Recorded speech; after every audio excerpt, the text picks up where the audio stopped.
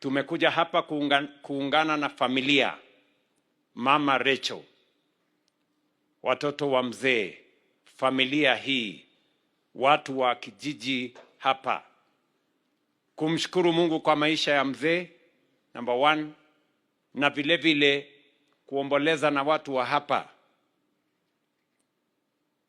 tukimshukuru Mungu kwa maisha ya mzee Edwin Kipchirchir. Na nimepata kujua leo mambo mawili ya huyu mzee. Nimepata kujua kwanza, alitoka Belgut akahamia hapa Bomet, vile baba yangu alitoka Belgut akahamia Uasin Gishu.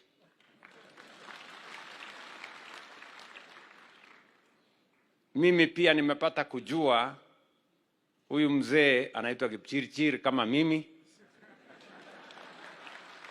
na alioa Rachel kama vile hata mimi nilioa.